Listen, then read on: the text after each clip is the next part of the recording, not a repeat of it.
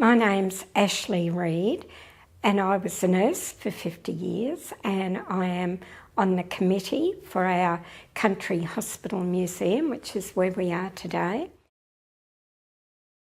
My research, I've concentrated on what really was our local area. That included Rockhampton, Mount Morgan and down to Gladstone. At our Rockhampton General Hospital, there were 18 nurses who trained, enlisted and served overseas. And we're very fortunate that we have got the training records and the register that records all of their training for their 3 years. There was a children's hospital here in Rockhampton that was part of the Rocky Hospital, and there were 5 nurses who had trained there. We also had a women's hospital. There were 2 nurses who did their 6 months obstetric nursing training at that hospital.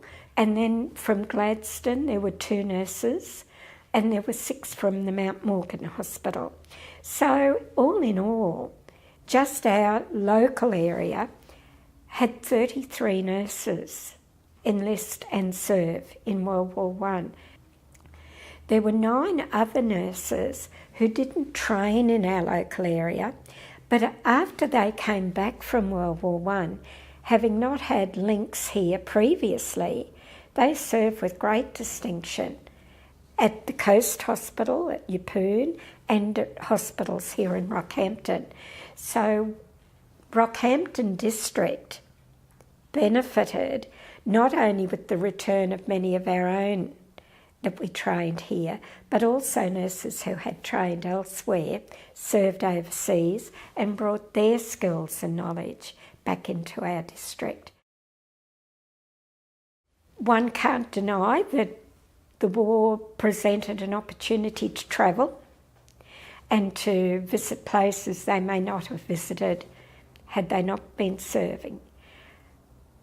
But I honestly believe that the majority of our nurses who did go to World War I went for their king and country and to serve their fellow man.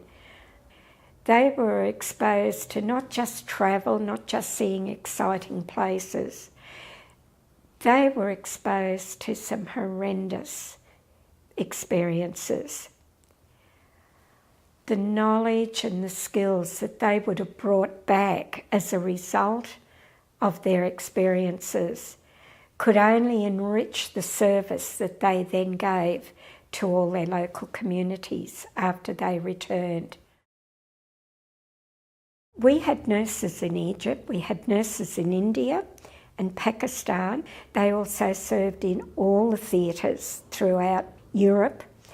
A lot saw service in the various hospitals in England. A lot of the stately homes in England were taken over as army hospitals. Our nurses saw service in casualty clearing hospitals, in field hospitals, under canvas, in some of the most elaborate residences and palaces that were turned over as hospitals. But I think also there's not a lot known about our nurses who served on the troop ships, bringing wounded soldiers back. One I'd like to talk about is Alice Imus, if I may. Alice grew up here in Rockhampton from a family of local people, and she trained and did her 3-year training for general nursing at the Rockhampton General Hospital here. And we are very fortunate that in this handwritten old register dating back to 1885 is the record of Alice Imuson's training.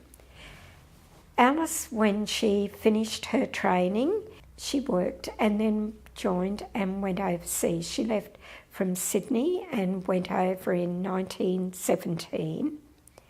And she saw distinguished service overseas. She went to Pakistan. She came back in 1919. Having met a British captain took herself back over to England, and she married, and she stayed in England.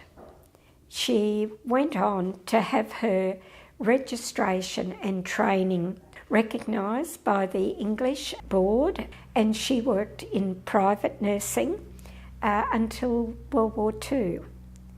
And then in World War II, she wasn't going to sit back. She joined the Queen Alexandra Imperial Nursing Service, and she served for 6 years in many countries, least of all at Dunkirk at the fall of France. She was evacuating British soldiers from Dunkirk under gunfire and bombing, and she in fact was awarded a Royal Red Cross Medal for bravery. The 33 survived their service. Not every district in Australia was so fortunate. And I just want people to know that that history is not going to be lost. We're going to keep that history and honour that history.